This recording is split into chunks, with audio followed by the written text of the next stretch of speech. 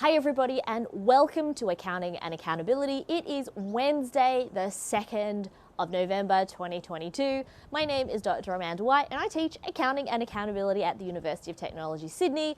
And this video goes with our textbook that's absolutely free, also called Accounting and Accountability, and you can find the link in the details below if you're watching on my YouTube video, or if you're looking at this on Instagram, it's in the links in my bio. So I'm flying solo this week. Nelson is overseas with the UTS case team, so good luck to all of our case teams engaging in competitions in the next couple of weeks. So I'm going to fly solo today. Next week we have a fantastic guest host, potentially another guest host the week after that. So I've got two really fantastic stories for you, and the first one, I don't know how many people, hands up if you're sad that Henry Cavill is no longer going to put on the dual swords as Geralt of Rivia on the Netflix series The Witcher. Those of us who are Witcher fans will know that Henry is a big fan of the game and has put a lot of thought into being The Witcher. We also know that he was being paid $400,000 an episode in the first series, up to $1 million in the third series. So he has put down his swords on the series and passed the torch onto Liam Hemsworth of the same acting Hemsworth family fame. You will have seen him in other shows, but Liam is going to be taking over as Geralt of Rivia. Now, what are the accounting implications for this? Well, number one, if you're doing the budgets for a TV show, you're going to be saving on salaries. And certainly not going to be paying Liam the same amount of money that they were paying Henry Cavill, which was $1 million an episode. That's a movie star, big blockbuster name movie star coming in to do a TV series. So there was always going to be a really high budget there for salaries. But we know that from doing variance analysis, that even though you might be saving, you can increase your profit in a couple of different ways. Increase revenue by either increasing your sales volume or increasing your prices, or decreasing costs. Now, certainly recasting a major character with somebody who maybe just as good, we don't know yet, but demands less in pay is going to save you on those costs. But will it result in sustained revenues for this specific show? Now, for the specific show, you might not get as much from Netflix because people in droves have been saying that they're no longer going to watch The Witcher after the end of Series 3, which is coming out in June 2023 or summer 2023. And there's still 2 more series, I think, that Netflix has signed on for. But Netflix in general, will they be impacted? I'm not going to get rid of my Netflix subscription just because I can't see Henry as Geralt of Rivia in The Witcher. But certainly there might not be as many eyeballs and therefore not as much revenue going to the people that, receive revenue from the show. So there's sort of, savings, but also potential downsides in revenue. Next week, we have Michael Lee coming on the show. He is a financial analyst. I'm going to ask him, because he does look at a lot of these streaming service companies, as to whether they think this is going to have any impact on Netflix's future values. We know that The Crown is really popular. I think there's a season 2 of Squid Game coming, Stranger Things. So there's a whole lot going on. If you're Henry, what were the decisions that you had to make?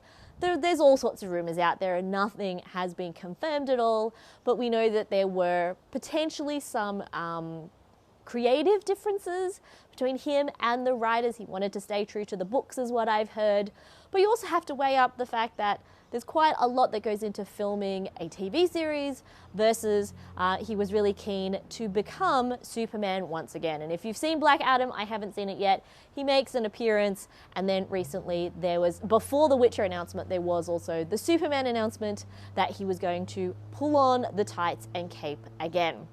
So really interesting stuff in watching the fandom, and we'll see how that impacts on Netflix's profits in the future. But what do you think? Are you going to keep watching? Do you think this will influence Netflix's profits, or it's just a blip in the radar?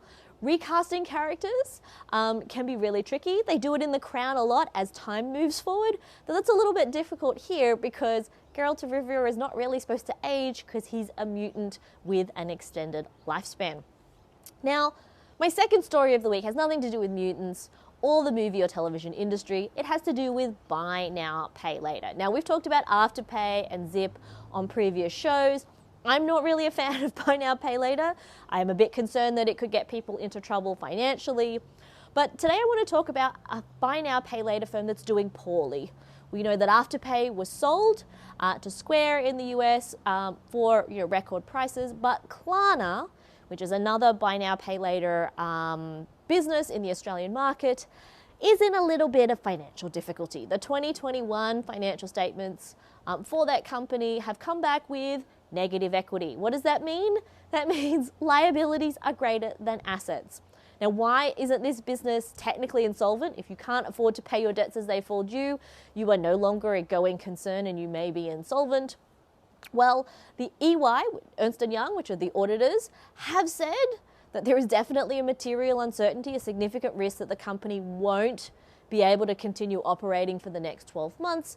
But what is saving the business right now is a guarantee from the Swedish parent company that they're going to cover any shortfalls in payments. So if you're a Klarna investor, it might be too late to get out.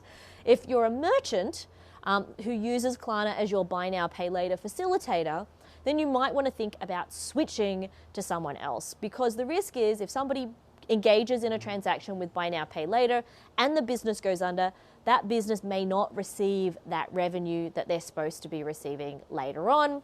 If you're a customer, you might think, oh, if the company collapses, will I have to pay my debt? A debt collector will surely come calling. So I'd like to see what you think. Are you using buy now, pay later schemes? The conservatism in me. We've just had another interest rate increase here in Australia on Melbourne Cup Day by the Reserve Bank of 0.25 points.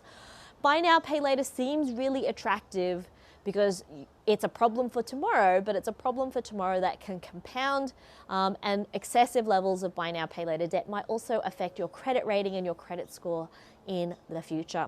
Now, for my UTS students, it is StuVac this week. So study vacation, not student vacation, before our exams. Remember to check out any drop-in sessions that your teachers might be having to help you get on top of materials. For my students, there is so much stuff. I've put up a new set of practice cases. There are basically 3 full practice exams set up, and we have drop-ins scheduled for a whole range of different days. Just make sure you check that out on Canvas. So I hope everybody's doing well. Of course, if you have any questions, drop them in the comments and we'll do our best to answer them. See you later.